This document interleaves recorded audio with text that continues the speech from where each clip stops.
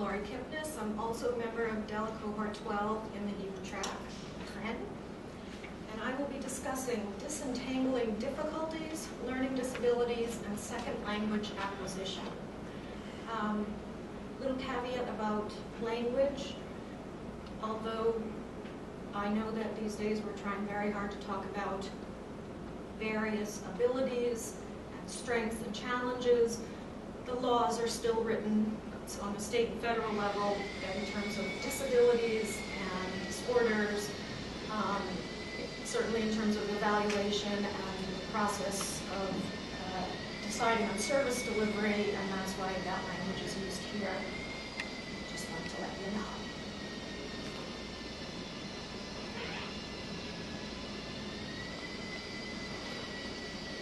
On the first day of my placement at JCBS, Boston's Jewish Community Day School in Watertown, I entered one of my classes, which was the 7th and 8th grade intermediate Hebrew class, and I was told by my mentor teacher, Delet, to sit between two boys, Elliot and Yoni, not the real names.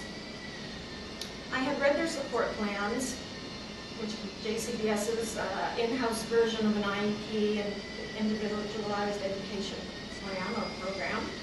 And I remembered that Elliot had been diagnosed with Asperger's syndrome and that Yoni had anxiety. And my assignment was keep them focused. So I said, no problem, I know these disorders because I have experience. My son suffers from both of them. So I did with them what I had done with my son, and thought, no problem. And they worked pretty much for Elliot. But Yoni found them annoying, found me annoying. So I had to start thinking about what to try next with Yoni, and that led me to my research question.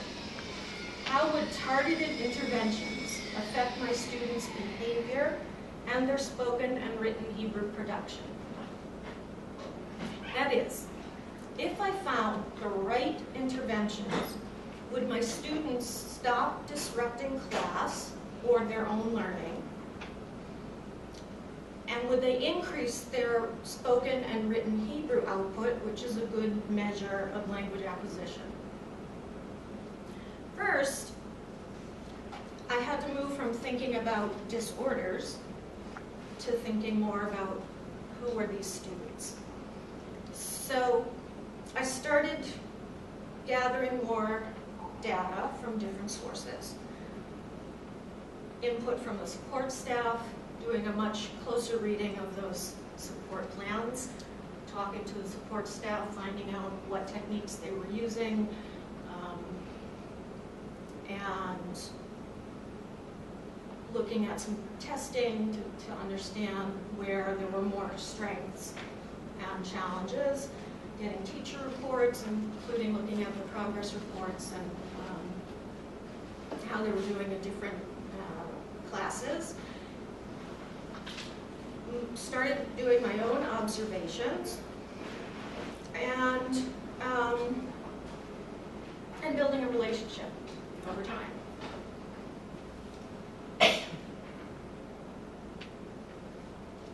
And I got to know Yoni a little better.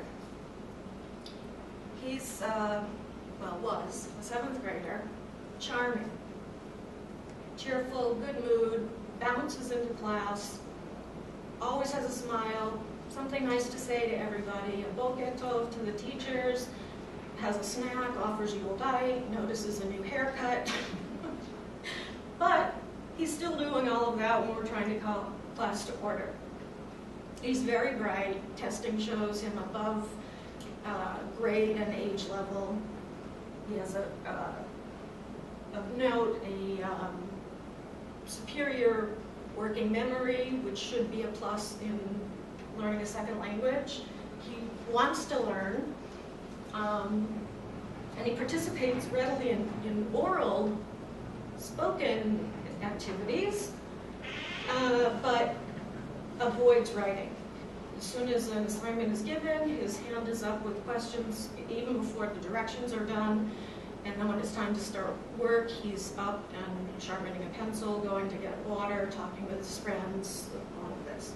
So I continued to build this relationship, and I started writing down, observing really closely, and writing in a blog what was going on with him, in what different situations, was it whole class, was it small group work, what were the activities, and keeping a log. And I wondered, does anxiety affect second language acquisition? And I used one of these texts which we used when we were being taught how to teach Hebrew. And I looked at Krashen's model. He's a theorist on language acquisition.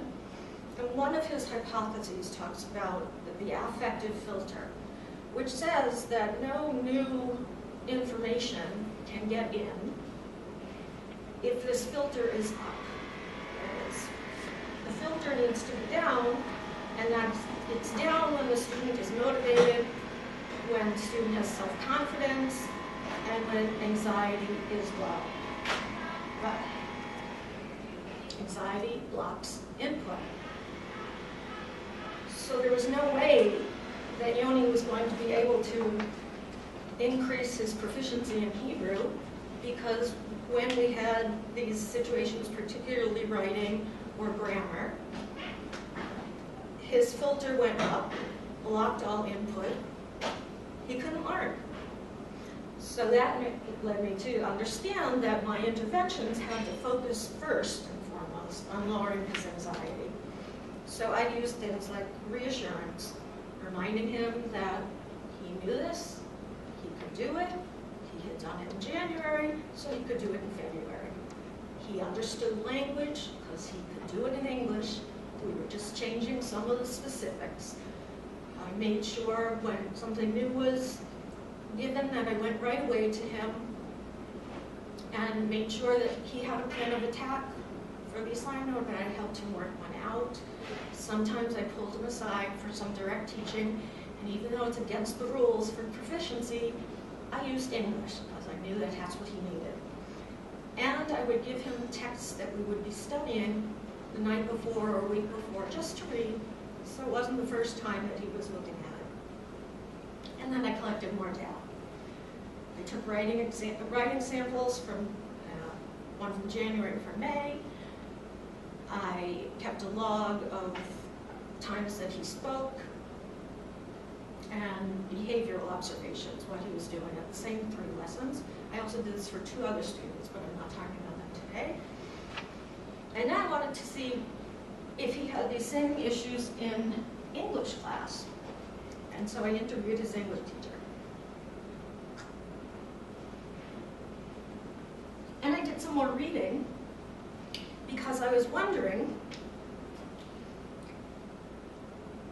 what if I knew that sometimes the struggles of someone learning a second language look the same as someone with learning disabilities.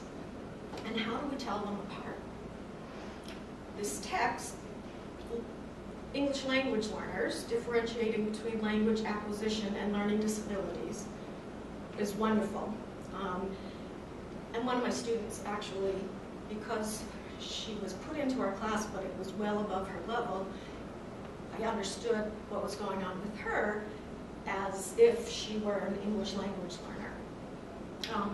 Now for Yoni, his learning disability was his second language acquisition struggle. But for other kids, it can be one or the other, or if they have any disabilities that affect language, whether it's a language communication disability, whether it's an attention difficulty, whether it's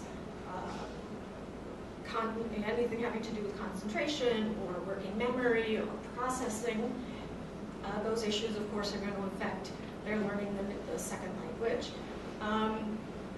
But then it's compounded by the exhaustion of trying to keep up in acquiring a second language as well. I took the samples of writing, one from January, one from May, and analyzed them according to the proficiency levels that Hannah talked about, what we would see if somebody had changed in the writing level. And in Yoni's, there really wasn't any change, which is not unusual. Learners can stay at the intermediate level for years. Speaking, I didn't have enough data to correct for the type of activity we were doing. That is, if the kids were doing group work, there was a lot of talk going on and a lot of English and they were in different rooms and whatever, which was a very different situation from when we were doing a whole group lesson. So I would have had to have many more of the same sort of activity in order to compare. But what I did see were big changes in his behavior. He wasn't disrupting class so much, and he wasn't avoiding writing. Now, interestingly, when I met with his English teacher, I found that she was using very similar techniques with him, which led me to these insights. As I and others move on to teach Hebrew or English language learners in our classrooms, we need to keep in mind that the behaviors of students with learning disabilities and students struggling with second language acquisition may look similar. We need to sort that out in order to help them. We don't want to be missing one or the other, or ineffectually helping because we're not sure which is which. Students are more than their disorders, and we need to see and know them as unique individuals with strengths and vulnerabilities.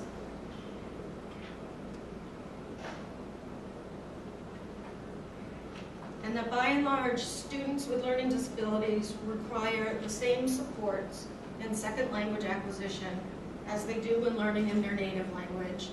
And more often than not, those supports are not used in Hebrew language classes. We need to do it. Thank you.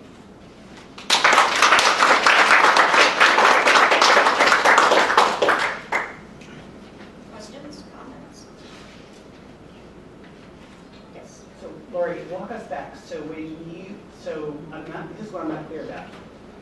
You said that the English teacher was using many of the same techniques as you were. What was not clear to me is, was she using them, did Yoni have the same learning disabilities in his native language as he did in Hebrew?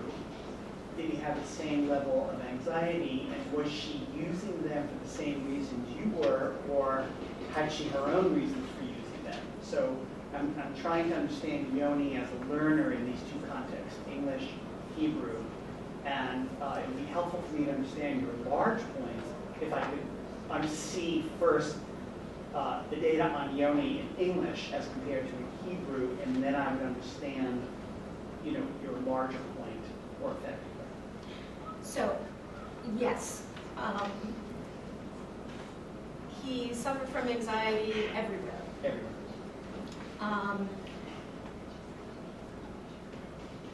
One of the things that his English teacher talked about was that up until this year, he almost couldn't write. He was so nervous about how it would be and if it would be, and that he almost couldn't get anything on paper. And just this year in English, he was comparatively prolific, she said.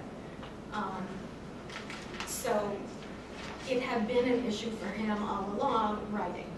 And now he was feeling more confident about writing in English. It wasn't there yet in Hebrew. But what she was using to get him there was reassurance, answering lots of questions, being available to him to answer. He still asked a lot. Do you want it this way? Do you want it written over here? Is this supposed to be underlined? Is this okay? How's it going? That sort of thing. So it was very similar. But what was interesting in the Hebrew was looking at this point, like, oh, anxiety is anxious. But no, it's compounded because this issue of second language acquisition, there's like no place to start if you start with anxiety.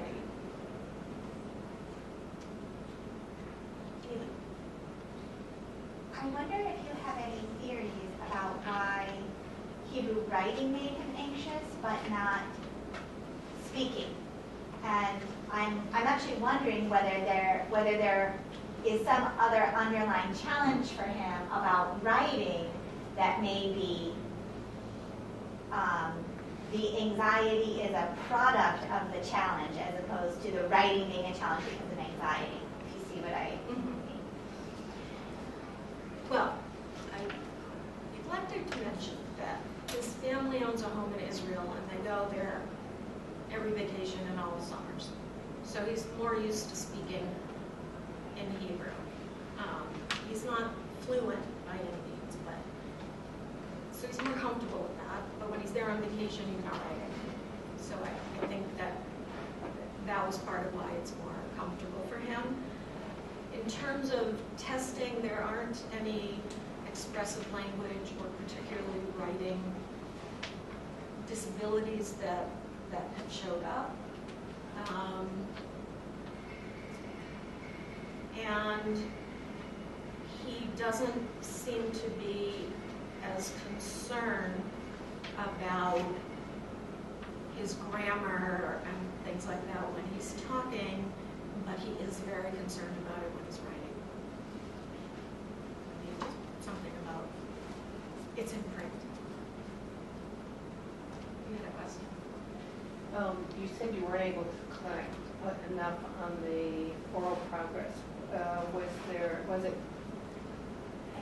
Was there any thought to, for instance, doing some kind of OPI, which maybe he had already actually done before, and then repeating an OPI interview as opposed to just relying on the classroom, the opportunities to look at it in the classroom? Well, I'm not qualified to do an OPI, but that's a great idea. I'm trying to think about the timing. I mean, I could have looked at his OPI from last year. I'm trying to think if when his was done this year. I mean, it's at the end of the year, but that would have been, but I wasn't looking at so much how he developed in his speech as how much speaking he did and how so that was a different relevant measure. it was. I mean, Yeah. there were two questions. That's a very good idea in terms of whether his level changed.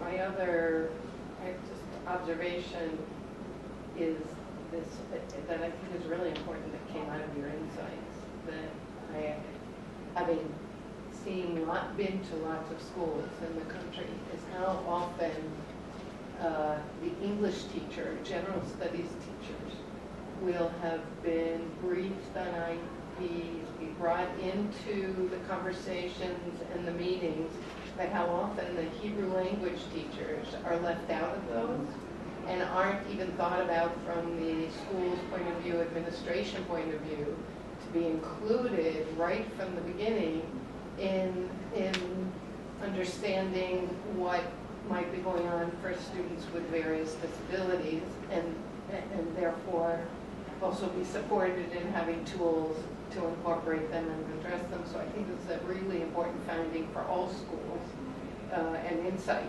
because they're just not often included in the same way in schools and not viewed as, in the same full picture and given all the tools. So I think this is a really important insight.